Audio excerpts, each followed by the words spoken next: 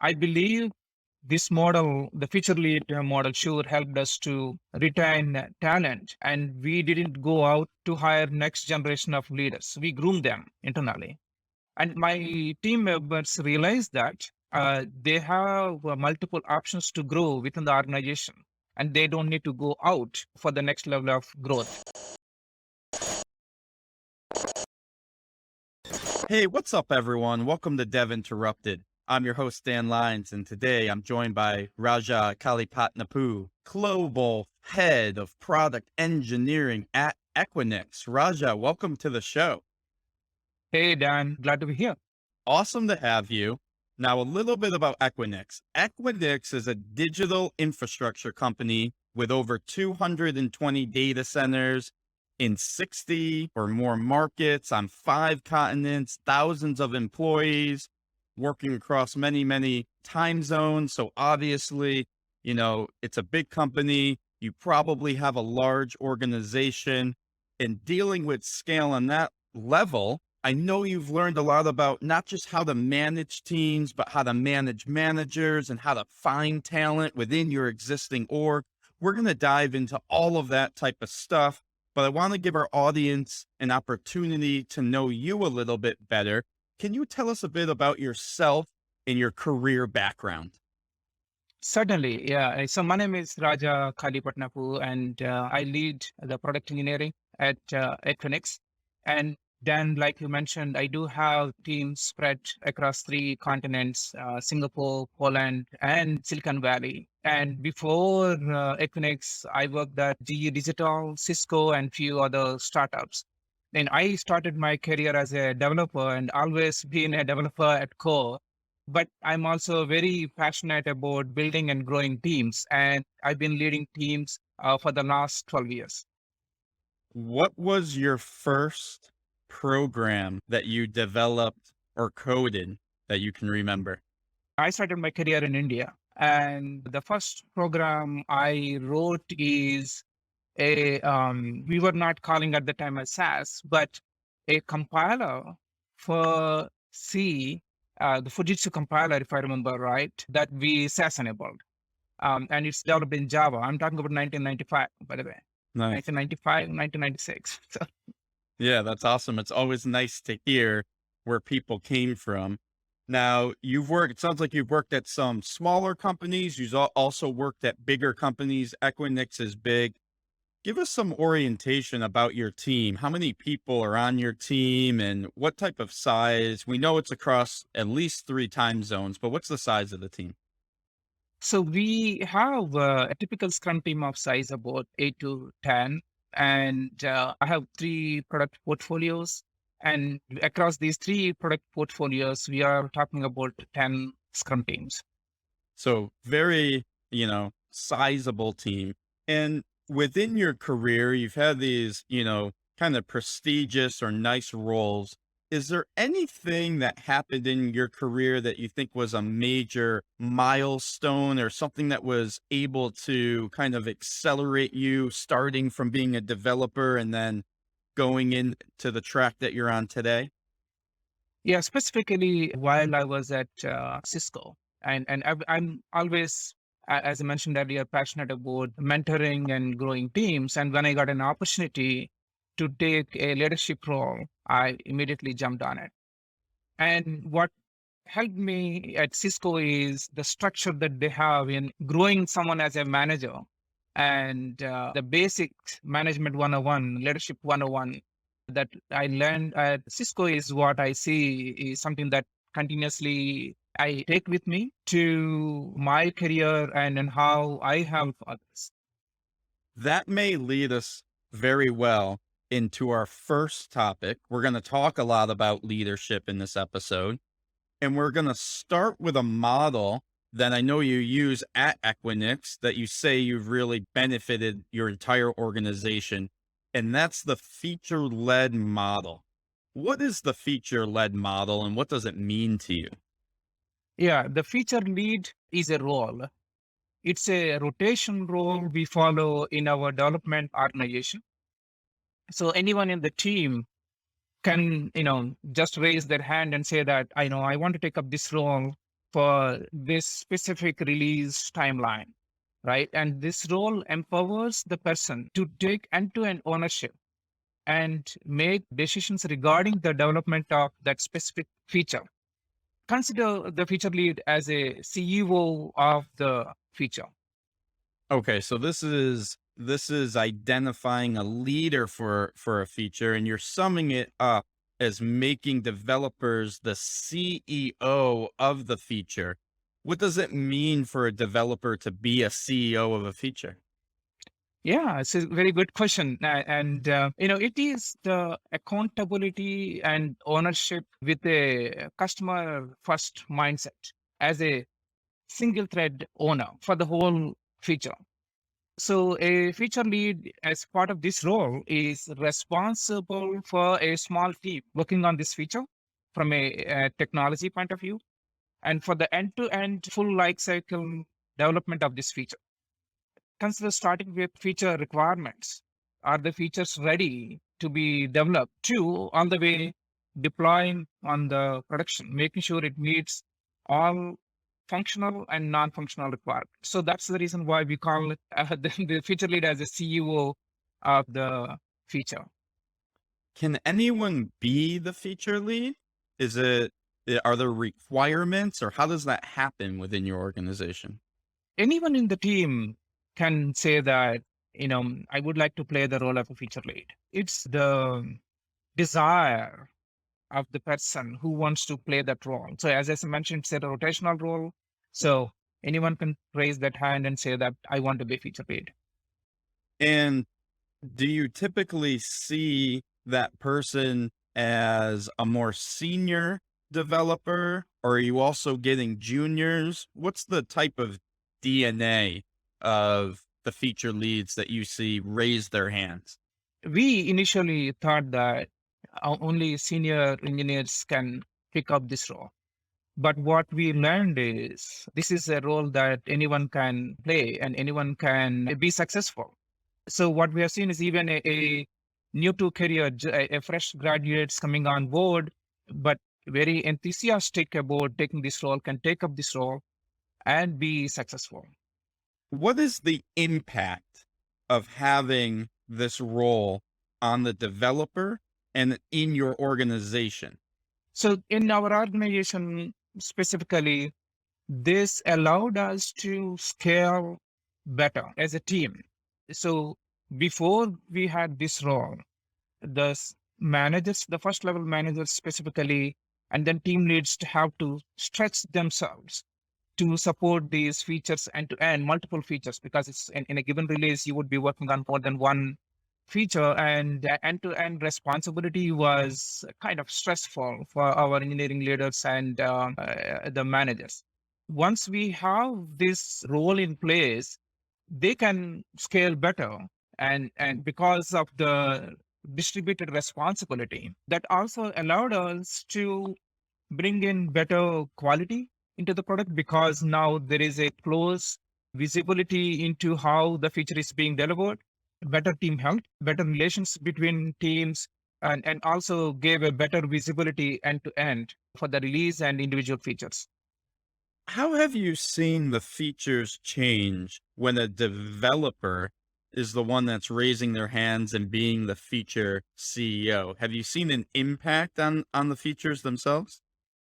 Yes, primarily here, what you can observe is the accountability and ownership, right? And so what it means is you are empowering the developers to take the feature from the requirements and all the way to the production. What it means is they feel accountable to the quality of the feature. They feel accountable to design or architecture.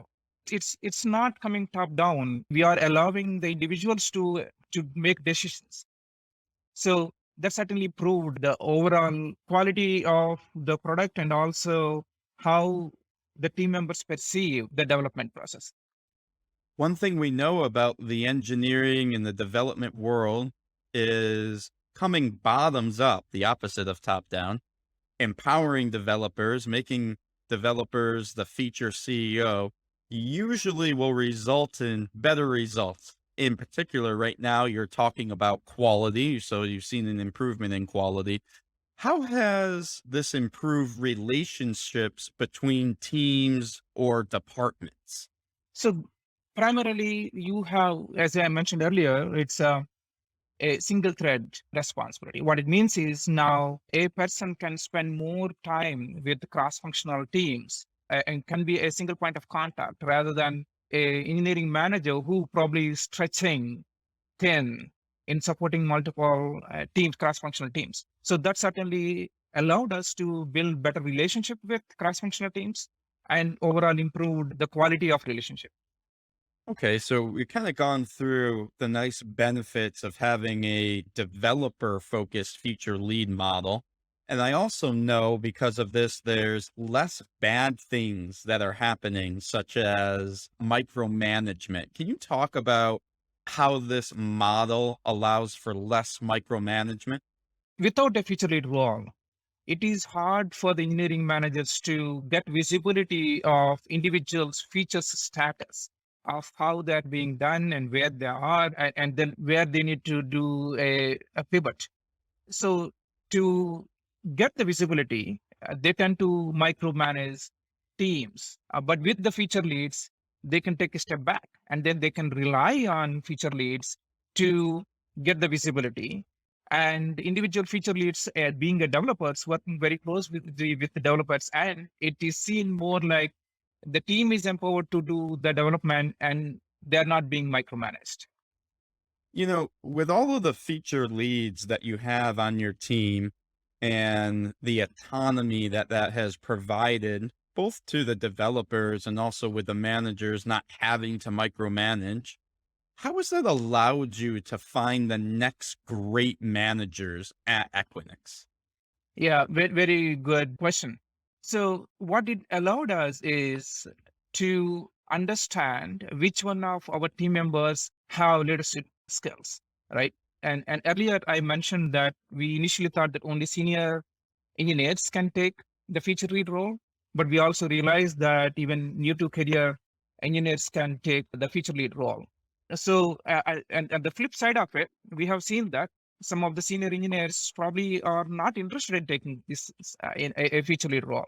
So, in essence, there are certain engineers, certain and few developers who naturally are able to develop these skills. So we identify those people and able to build a pool of talent for the leadership roles.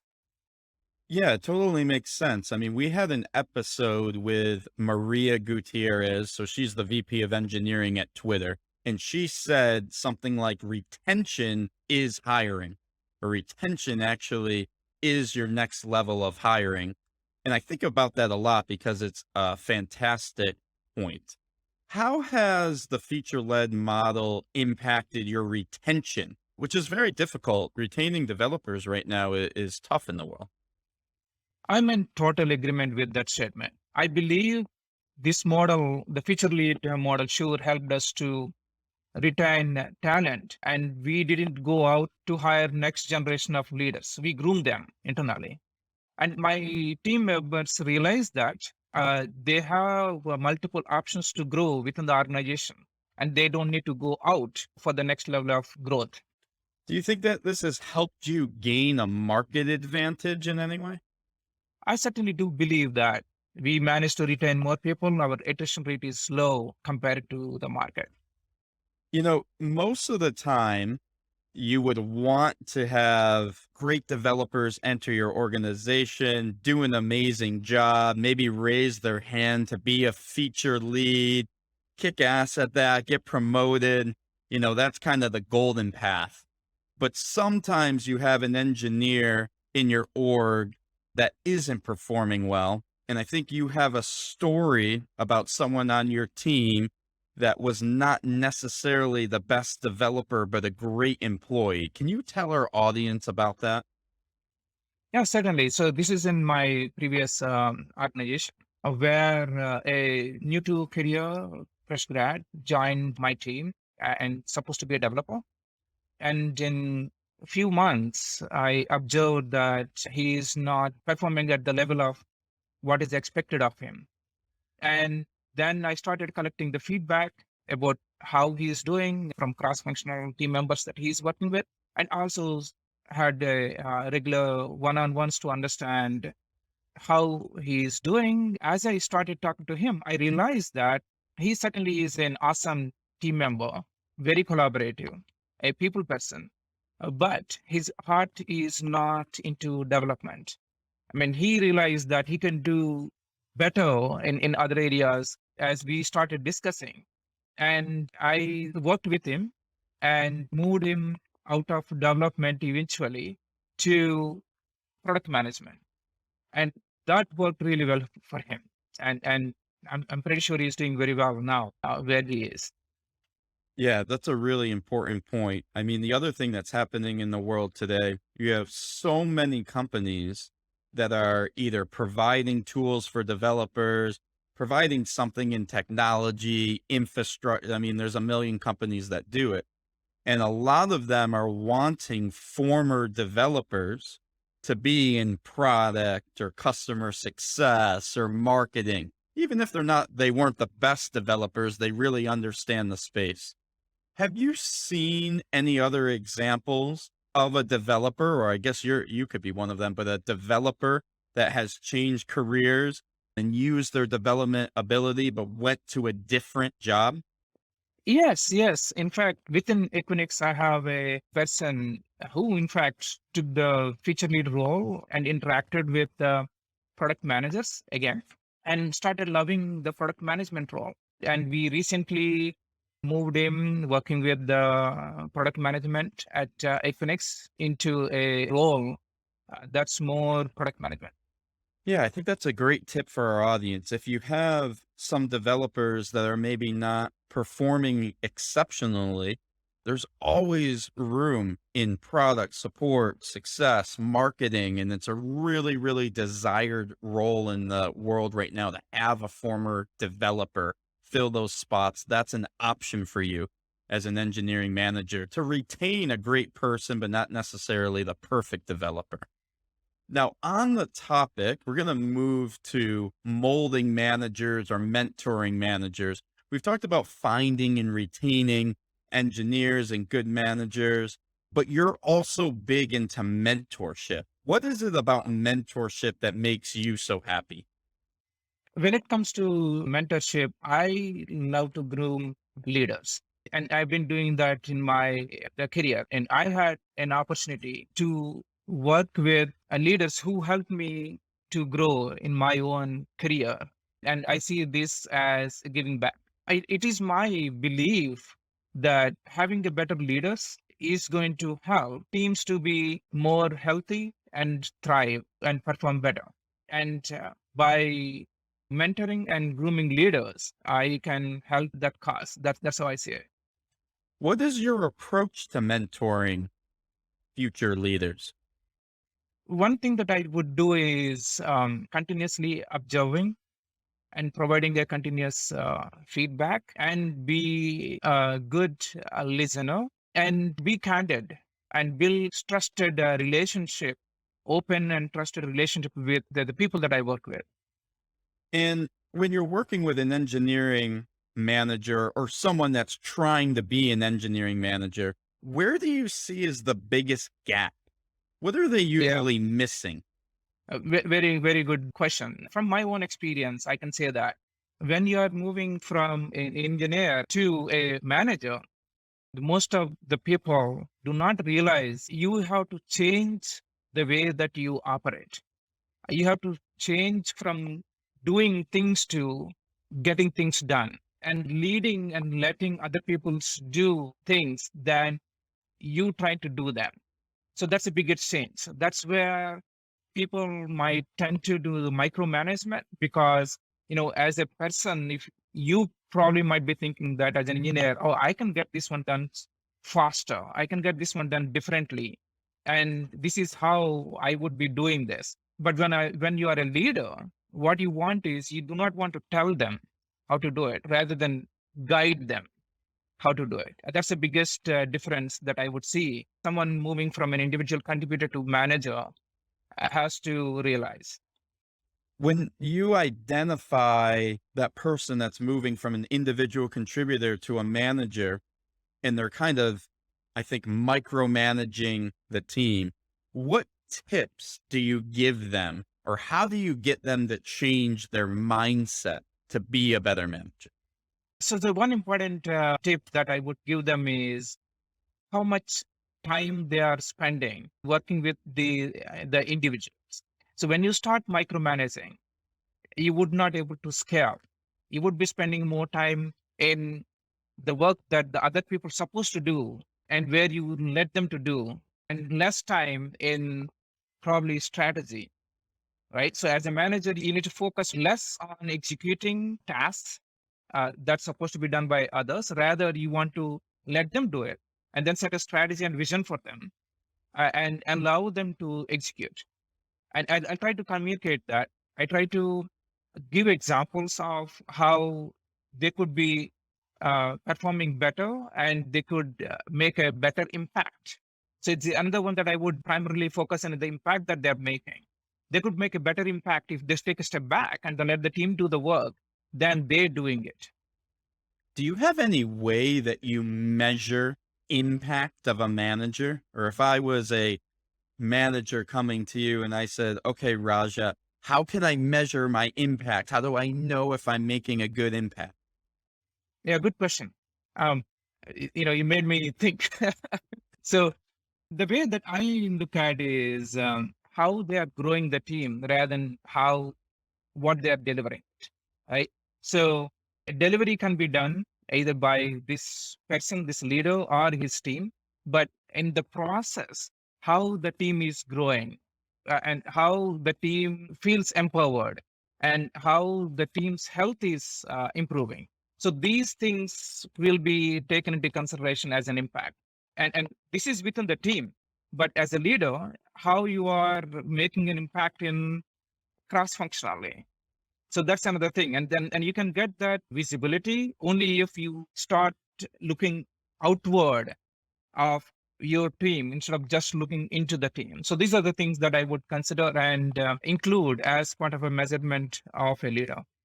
Yeah, maybe we can build a engineering manager impact formula, which is a combination of how are you doing on your hiring? So are you bringing in great people? Are you retaining great people? How have you been able to unblock the flow of code? Usually one of the problems on an engineering team is we're not getting enough code, streamlined and out to production. And going back on what you said in the beginning of the conversation, maybe how many people on your team are able to be feature leaders or are raising their hands? Are you growing a set of feature leaders? And that can be the Raja impact formula. Okay.